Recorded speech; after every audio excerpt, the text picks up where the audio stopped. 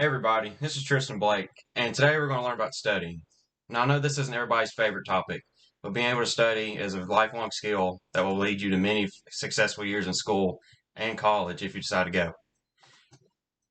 Today's lesson, we're going to learn about how to identify different study techniques, know the difference between good and bad habits of studying, and then use these techniques to study effectively. There's a lot of studies that show that studying will help your grade improve significantly if you do it right. So, with that, let's get on with today's lesson. Hello, my name's Alex Benoit, and I'm going to be talking about bad studying habits. So, number one, you want to avoid procrastination slash cramming. Cramming is when you study the night before and you might pull an all nighter and stay up all night and um, try to learn all your material before you test. There's a lot of bad reasons to do that. Number one, it won't be ingrained in your head as well, so you won't be as confident on the test. Number two, if there's a exam down the line, like a final exam or something, you won't be able to remember that. You'll have to re-study for that, and that's just more time than needs to be taken. Number two is the use of energy drinks or a poor overall diet. Energy drinks and sugar, I guess, you can become dependent on that. And when you become dependent on that, your body will not work without it. Um, so you want to try to avoid those at all costs. The occasional is okay, but you never want to rely on them. Another bad part about that is it has a lot of long-term effects that we don't need to get into because it's not important right now. Just know that you should try to focus, stay with water and like eat good food regularly. Don't stick to junk food. Number three, distractions.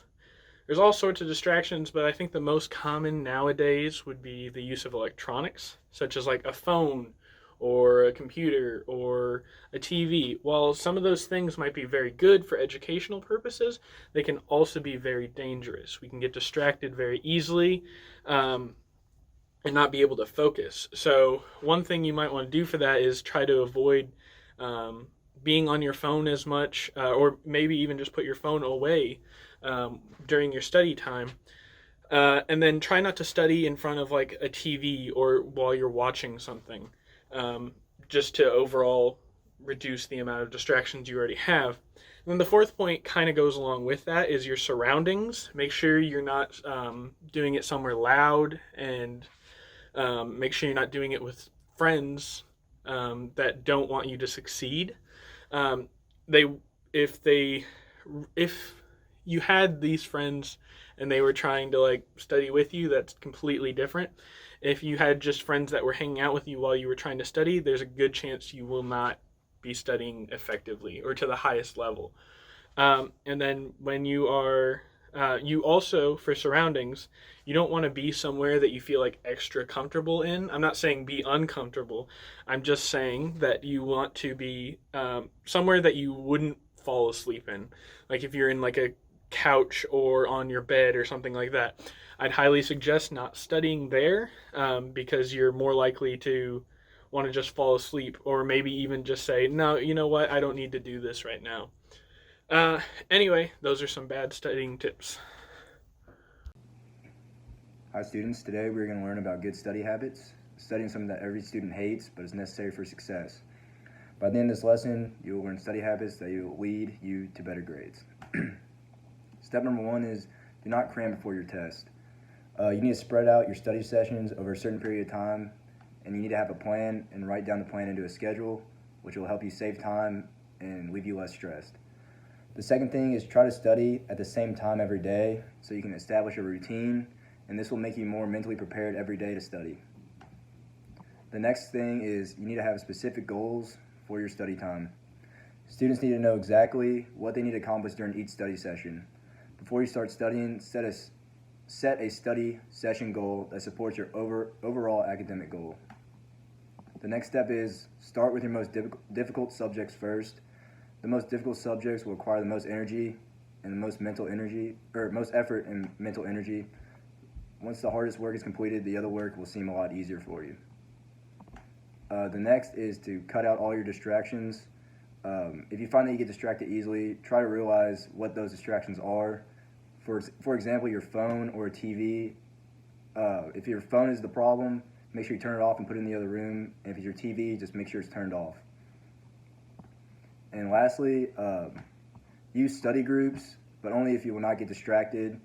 Working in groups helps you to get help from others if you're struggling to understand a concept, and if you know a concept well, you can help other students in the group to understand the concepts better. Wow, thank you Tristan, Alex, and Jay for teaching us a lot about studying. I am Noelle, and I am here to summarize what exactly we learned in this lesson. We talked about the bad habits that many students fall into and how exactly to fix them to make you a more efficient and productive studier. For example, it could be really appealing to simply not study until the night before a test, to attempt to absorb massive quantities of information in a very short amount of time. This has been proven to not only be ineffective, but also very bad for your health, considering that most students need at least 8 hours of sleep a night to function. Instead of this, you should make a study routine and study a little bit every day. Another bad habit that you should avoid is having an unhealthy diet and lifestyle. You should stay clear of energy drinks and diets that consist of mostly sugars and carbs because they will cause you to crash and have bad concentration. Instead, you should have a balanced diet with many fruits, vegetables, and proteins, and you should be getting at least 60 minutes of exercise a day.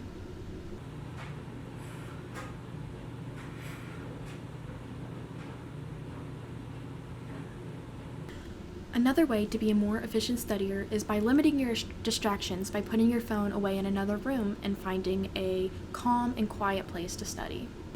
And lastly, you should find a study group for you to work with that will keep all of your study sessions fun and engaging. Remember these tips the next time you have a test coming up, and you will notice that not only will your grades improve, but also the amount of knowledge that you retain in the long run. Have fun studying! Hi everyone, my name is Marian McBride, and if you made it this far into the video, then congratulations, that means you're done with our lesson. I'm going to be talking to you guys about the formative assessment that's included at the end of this video. The formative assessment is a short quiz. It's about 8 questions, and it goes over a range of topics that were discussed in the video.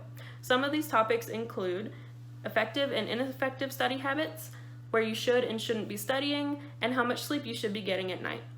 We incorporated this formative assessment in order to see if you guys retained any information that we gave to you from the video.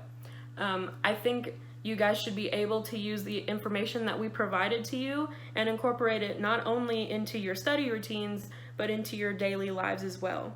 So good luck, and thank you so much for watching. Bye!